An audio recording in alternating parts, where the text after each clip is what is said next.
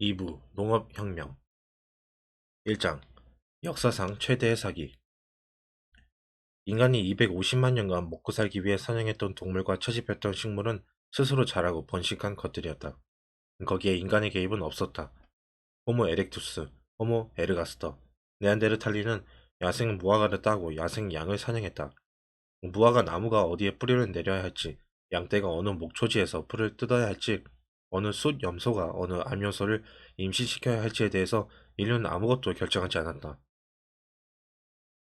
호모사피엔스는 동아프리카에서 중동으로 유럽과 아시아로 마지막으로 호주와 미 대륙으로 퍼져나갔다. 하지만 이들은 가는 곳마다 야생식물을 채취하고 야생동물을 사냥하면서 사는 방식을 유지했다. 현재의 방식으로 잘 먹고 살 수 있으며 풍성한 사회구조, 종교적 믿음, 정치적 역학의 세계를 잘 지탱할 수 있는데 굳이 왜 다른 것을 시도하겠는가?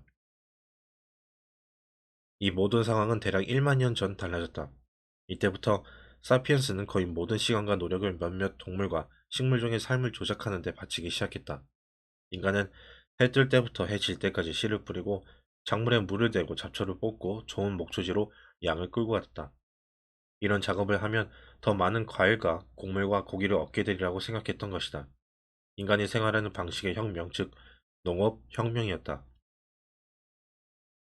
인류가 농업으로 이행한 것은 기원전 9500에서 8500년경 터키 남동부, 서부 이란에게 해동부 지방에서였다. 시작은 느렸고 지리적으로 제한된 지역만을 대상으로 했다. 밀을 재배하고 염소를 가축화한 것은 기원전 9000년경이었다. 완두콩과 렌즈콩은 기원전 8000년경, 올리브나무는 기원전 5000년, 포도는 기원전 3500년 재배가 시작되었고 말은 기원전 4000년부터 기르기 시작했다. 이 낙타와 캐슈넛 같은 일부 동식물은 더 나중에 가축과 재배 작물이 되었다. 하지만 기원전 3500년이 되자 가축화와 재배 작물화의 주된 파도는 지나갔다.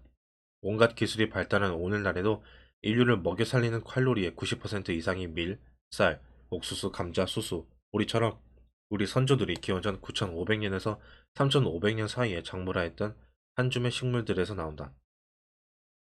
지난 2000년 동안 주목할 만한 식물을 작물화하거나 동물을 가축화한 사례가 없었다. 오늘날 우리의 마음이 수렵채집인 시대의 것이라면 우리의 부엌은 고대 농부의 그것과 다르지 않다. 한때 학자들은 중동의 어느 특정 지점에서 농업이 시작되어 사방으로 퍼져나갔다고 믿었다. 그러나 오늘날 학자들은 중동 농부들이 자신들의 혁명을 수출한 게 아니라 농부 세계, 농업은 세계 여러 지역에서 완전히 독자적으로 생겨났다는 생각에 합의하고 있다. 중미 사람들은 중동, 중미 사람들은 중동에서 밀과 완두콩을 재배한다는 사실을 전혀 모른 채 옥수수와 콩물, 작물화했다. 남미 사람들은 멕시코나 지중해 지방에서 어떤 일이 일어나는지 모르는 채 감자를 재배하고 라마를 키우는 법을 익혔다. 중국의 초기 혁명가들은 쌀과 수수를 작물화하고 돼지를 가축화했다.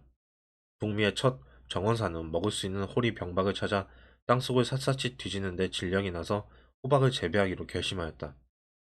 뉴기니 사람들은 사탕수수와 바나나를 길렀고 그동안 서부 아프리카 최초의 농부들은 아프리카 수수, 아프리카 쌀, 수수와 밀을 자신들의 필요에 맞도록 작물화했다. 이들 지역에서 농업은 멀리 퍼져나갔다. 이 기원 후 1세기쯤이 되자 세계 대부분의 지역 사람들 대다수가 농민이 되었다. 중동, 중국, 중미에서 일어난 농업혁명이 호주, 알래스카, 남아프리카에서 일어나지 않은 이유는 무엇일까? 이유는 단순하다. 이 대부분의 식물과 동물종은 작물화나 가축화에 맞지 않기 때문이다. 사피엔스는 맛 좋은 송로버섯을 캐거나 털이 부숭부숭한 메모들을 사냥할 수는 있었지만 이를 재배하거나 가축화한다는 것은 불가능한 일이었다. 이 버섯의 곰팡이는 형체가 너무 불분명했고 야수는 너무 사나웠다.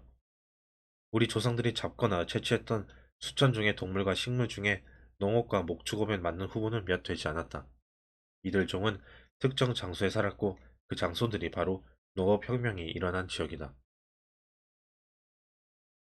한때 학자들은 농업혁명이 인간성을 향한 위대한 도약이라고 생각했다. 이들은 두뇌의 힘을 연료로 하는 진보의 이야기를 지어냈다. 진화는 점점 더 지능이 뛰어난 사람들을 만들어냈고, 결국 사람들은 너무나 똑똑해져서 자연의 비밀을 파악하고 양을 길들이며 밀을 재배할 수 있게 되었으며, 그게 가능해지자마자 지겹고 위험하고 종종 스파르타처럼 가혹했던 수로 채집 있는 삶을 기꺼이 포기하고 농부의 즐겁고 만족스러운 삶을 즐기기 위해 정착했다는 것이다. 이 이야기는 환상이다. 시간이 흘러 사람들이 더욱 총명해졌다는 증거는 없다. 실업 채집인들은 농업혁명 훨씬 이전부터 자연의 비밀을 알고 있었다. 사냥하는 동물과 채집하는 식물을 잘 알고 있어야 생존할 수 있었기 때문이다. 이 농업혁명은 안락한 새 시대를 열지 못했다. 그러기는커녕 농부들은 대체로 실업 채집인들보다 더욱 힘들고 불만스럽게 살았다. 실업 채집인들은 그보다 더 활기차고 다양한 방식으로 시간을 보냈고 기아와 질병의 위험이 적었다. 이 농업혁명 덕분에 인류가 사용할 수 있는 식량의 총량이 확대된 것은 분명한 사실이지만 여분의 식량이 곧 더 나은 식사나 더 많은 여유 시간을 의미하지는 않았다. 오히려 인구 폭발과 방자한 엘리트는 나왔다. 평균적인 농부는 평균적인 수렵 채집인보다 더 열심히 일했으며 그 대가로 더 열악한 식사를 했다. 농업혁명은 역사상 최대의 사기였다. 그것은 누구의 책임이었을까? 왕이나 사제, 상인은 아니었다. 범인은 한 줌의 식물종, 밀과 쌀과 감자였다. 이들 식물이 호모사피엔스를 길들였지, 호모사피엔스가 이들을 길들인 게 아니었다.